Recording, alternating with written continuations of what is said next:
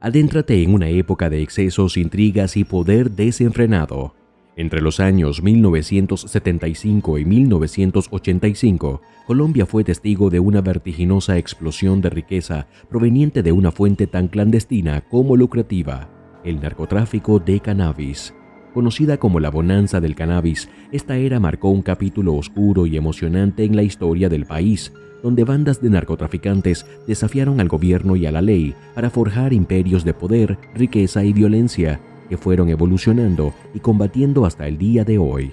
Desde las soleadas costas caribeñas hasta las empinadas laderas de la Sierra Nevada de Santa Marta, este relato te sumergirá en un mundo de excentricidades, traiciones y pasiones desenfrenadas, donde la línea entre el bien y el mal se desdibujó en una nube de humo narcótico.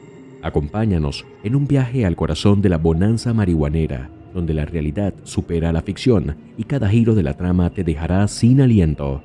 Pero primero, te invitamos a darnos like, suscribirte y activar las notificaciones. El narcotráfico en Colombia ha sido un fenómeno de gran complejidad y trascendencia, moldeando la historia política, social y económica del país durante décadas.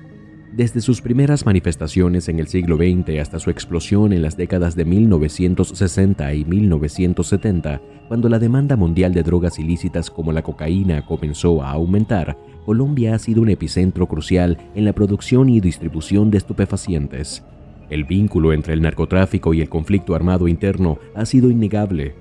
Grupos guerrilleros, paramilitares y cárteles de la droga han encontrado en este negocio ilícito una fuente de financiamiento para sus actividades, generando un ciclo de violencia y corrupción que ha afectado profundamente a la sociedad colombiana.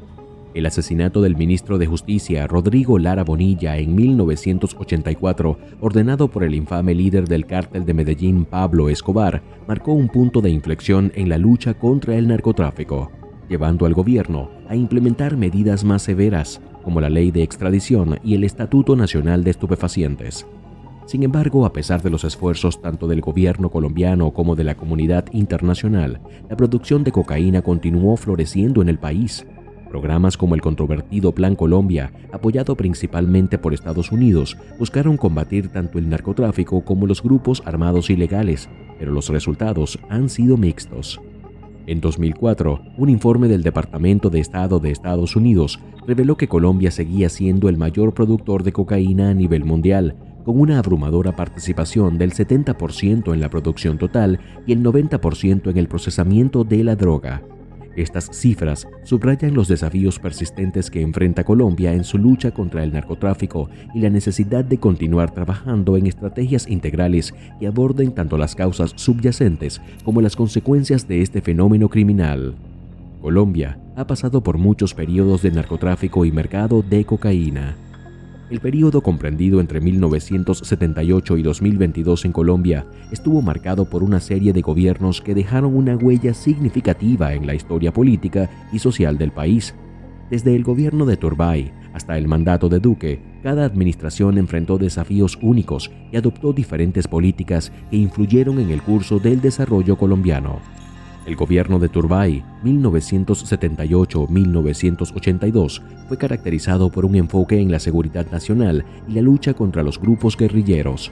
Durante este tiempo, se implementaron medidas de represión que generaron controversia, como la creación de grupos paramilitares. Sin embargo, también se destacó por su política de seguridad democrática, que buscaba combatir la criminalidad y promover la estabilidad política. Con la llegada del gobierno de Betancur, 1982-1986, Colombia experimentó un periodo de apertura política y diálogo con los grupos rebeldes, que culminó en los acuerdos de paz con el M-19 en 1984.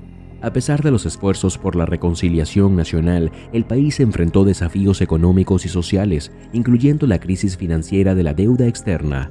El mandato de Barco, 1986-1990, se caracterizó por reformas económicas orientadas hacia la apertura del mercado y la modernización del Estado. Sin embargo, también estuvo marcado por la violencia relacionada con el narcotráfico y el auge del cartel de Medellín, liderado por Pablo Escobar. Pero espera un segundo, si llegaste hasta aquí es porque te interesa nuestro contenido, por eso te invitamos a darnos like, suscribirte y activar las notificaciones. El gobierno de Gaviria, 1990-1994, enfrentó el desafío de la violencia del narcotráfico y la insurgencia, así como la implementación de políticas de liberalización económica que generaron controversia y protestas. Durante este periodo se llevaron a cabo reformas constitucionales importantes, incluida la eliminación de la extradición de colombianos. El mandato de Samper, 1994-1998, estuvo marcado por el escándalo del Proceso 8000, que implicó acusaciones de financiamiento ilegal de su campaña presidencial por parte del Cartel de Cali. A pesar de los desafíos políticos, se implementaron políticas sociales y económicas destinadas a reducir la pobreza y promover el desarrollo humano. El gobierno de Pastrana, 1998-2002, se centró en los esfuerzos de paz con las FARC a través del proceso conocido como la Caguán, que finalmente fracasó en 2002. Además, se enfrentó a la creciente influencia del paramilitarismo y el narcotráfico, así como a desafíos económicos como la recesión y la devaluación de la moneda. El mandato de Uribe, 2002-2010, estuvo marcado por una política de mano dura contra los grupos guerrilleros y el narcotráfico, conocida como Seguridad Democrática. Durante este tiempo, se logró una reducción significativa en los índices de violencia y secuestro, aunque también hubo críticas por violaciones de derechos humanos y escándalos de corrupción. El gobierno de Santos, 2010-2018, se destacó por sus esfuerzos de paz con las FARC, que culminaron en la firma del acuerdo histórico en 2016. Sin embargo, el proceso de implementación del acuerdo enfrentó desafíos políticos y sociales, y el país también enfrentó problemas económicos, como la caída de los precios del petróleo. Finalmente, el gobierno de Duque, 2018-2022, se enfocó en la reactivación económica después de la pandemia de COVID-19, así como en la seguridad nacional y la lucha contra el narcotráfico.